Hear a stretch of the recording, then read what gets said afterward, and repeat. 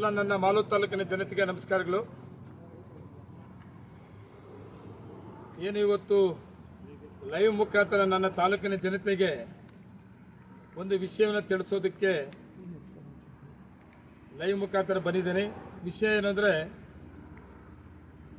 ನೀವು ನನ್ನನ್ನು ರಾಜಕೀಯವಾಗಿ 86ನೇ ಇಸ್ವಿಯಿಂದ ಇಲ್ಲಿವರೆಗೂ ಕೂಡ ಬೆಳೆಸಿದಿರಿ, ಅವಕಾಶ ಮಾಡಿಕೊಟ್ಟಿದ್ದೀರಿ. ಅದೇ ರೀತಿ 2 ಸಾರಿ ಶಾಸಕನಾಗಿ ಮಾಡಿದಿರಿ. 2ನೇ ಅವಧಿಗೆ ಶಾಸಕನಾಗುವಂಥ ಸಂದರ್ಭದಲ್ಲಿ ಕಡಿಮೆ ಓಟಲ್ಲಿ MLA ಆದರೂ ಕೂಡ MLA ಆಗಿ ಮಾಡಿದಿರಿ. ನನ್ನ ತಾಲೂಕಿನ ಜನತೆ 248 ಓಟಲ್ಲಿ MLA ಡಿಕ್ಲೇರ್ ಆದಮೇಲೆ ನನ್ನ ಮೇಲೆ ಸೋತಂಥ ಅಭ್ಯರ್ಥಿ ಅವರಿಗೆ ಕೌಂಟಿಂಗ್ ಮೇಲೆ ಅನುಮಾನ ಬಂದು ಕೋರ್ಟ್ಗೆ ಹೋಗಿದ್ರು. ಕೋರ್ಟಲ್ಲಿ ರೀಕೌಂಟಿಂಗ್ ಆಗಬೇಕು ಅಂತ ಕೇಳಿದರು.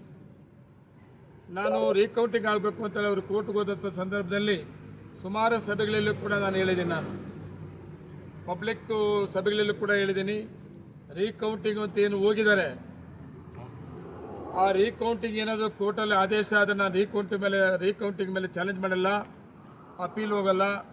ನಾನು ರೀಕೌಂಟಿಂಗ್ ಅಂತ ಆದರೆ ನಾನು ಸ್ವಾಗತ ಮಾಡ್ತೇನೆ, ರೀಕೌಂಟಿಂಗ್ ಆಗಬೇಕು ಅಂತ ಕೂಡ ಹೇಳಿದ್ದೆ. ಆದರೆ ಇವತ್ತಿನ ಕೋರ್ಟಿನ ಆದೇಶ ಚುನಾವಣೆಯ ಪ್ರಕ್ರಿಯೆಯನ್ನು ಶಾಸಕರನ್ನು ಅಸಿಂಧುಗೊಳಿಸಿ ಕೌಂಟಿಂಗ್ ಮಾಡಿ ಅಂತ ಆಗಿದೆ, ರೀಕೌಂಟಿಂಗ್ ಮಾಡಿ ಅಂತ ಆಗಿದೆ. ಅದರಿಂದ ತುಂಬ ಬೇಜಾರು ಕೂಡ ಆಗಿದೆ. ಆದರೆ ನಾನು ಒಂದು ಮಾತು ನನ್ನ ತಾಲೂಕಿನ ಜನತೆಗೆ, ನನ್ನ ಅಭಿಮಾನಿಗಳಿಗೆ ತಿಳಿಸೋದೇನೆಂದರೆ, ಯಾರೂ ಗಾಬರಿ ಆಗಬೇಡ್ರಿ.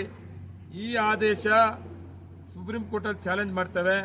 30 ದಿವಸ ಈ ಆದೇಶ ಸ್ಟೇ ಕೂಡ ಕೊಟ್ಟಿದ್ದಾರೆ. ನಾನು ಅವಾಗಲೇ ನೋಡಿದೆ, ಒಬ್ಬ ಮಾಜಿ ಶಾಸಕ ಮಂಜುನಾಥ್ ಕೂಡ ಖುಷಿ ಆಗ್ಬಿಟ್ಟಾನ. ಅವಾಗಲೇ ಏನು ಶಾಸಕರಿಲ್ಲ, ಮಾಲೂರು ತಾಲೂಕು ತಬ್ಲಿ ಆಗ್ಬಿಟ್ಟಿದೆ ಶಾಸಕರು ಅಂತ. ಅದನ್ನ ಹೇಳ್ತೇನೆ ಒಂದು ಮಾತು, ಇಲ್ಲಿ ಶಾಸಕರಿಲ್ಲದೆ ತಬ್ಲಿ ಆಗಿಲ್ಲ.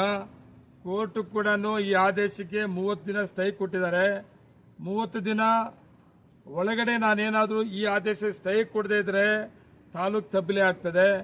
ಆದರೆ ಕೋರ್ಟ್ ಇವತ್ತು 30 ದಿನ ಆದೇಶ ಶಾಸಕರಾಗಿಯೂ ಮುಂದುವರಿಯಬಹುದು, ಅಪೀಲ್ ಹೋಗೋದಕ್ಕೂ ಅವಕಾಶ ಮಾಡಿಕೊಟ್ಟಿದ್ದಾರೆ.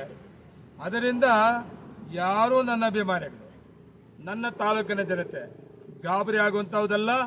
ಇದು ಯಾಕೆ ಹೆಂಗೆ ಆಯಿತು ಕೋರ್ಟ್ ಆದೇಶ ಆಶ್ಚರ್ಯಕರವಾಗಿದೆ. ಆದರೆ ಸುಪ್ರೀಂ ಕೋರ್ಟಲ್ಲಿ ನಿಮಗೆಲ್ಲರಿಗೂ ಕೂಡ ಜಯ ಸಿಗ್ತದೆ. ನನ್ನ ಜಯ ಅಲ್ಲ, ನನ್ನ ತಾಲೂಕಿನ ಜನತೆ.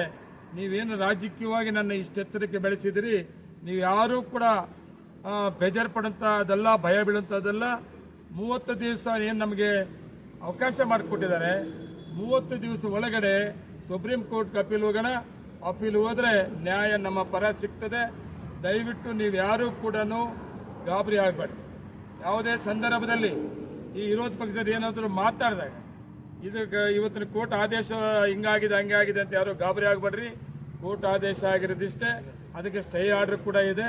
ಈ ಸ್ಟೇ ಆರ್ಡರ್ ಒಳಗಡೆ ನಾವು ಕೋರ್ಟ್ಗೆ ಚಾಲೆಂಜ್ ಮಾಡಿ ಅದಕ್ಕೆ ನಮಗೆ ಅನುಕೂಲ ಆಗ್ತದೆ ಅನ್ನೋ ಒಂದು ಸಂದೇಶವನ್ನು, ಭರವಸೆಯನ್ನು ನನ್ನ ತಾಲೂಕಿನ ಜನತೆಗೆ ನಾನು ಕೊಡ್ತೀನಿ. ನಾನು ನೋಡಿದ್ರೆ ನಿಮ್ಗೆ ಹೆಂಗೆ ಅನಿಸ್ತದೆ? ಧೈರ್ಯವಾಗಿದ್ದೀನಿ. ನೀವೆಲ್ಲ ನನ್ನ ಅಭಿಮಾನಿ, ಧೈರ್ಯವಾಗಿರ್ರಿ, ಯಾರೋ ಗಾಬರಿ ಆಗಬೇಡ್ರಿ. ಜೀವನದಲ್ಲಿ ನಾನೆಲ್ಲ ನೋಡಿಸ್ಬಿಟ್ಟಿದ್ದೀನಿ. ನೀವು ರಾಜಕೀಯವಾಗಿ ಒಳ್ಳೆ ಒಳ್ಳೆ ಅವಕಾಶಗಳು ಕೊಟ್ಟಿದ್ದೀರಿ.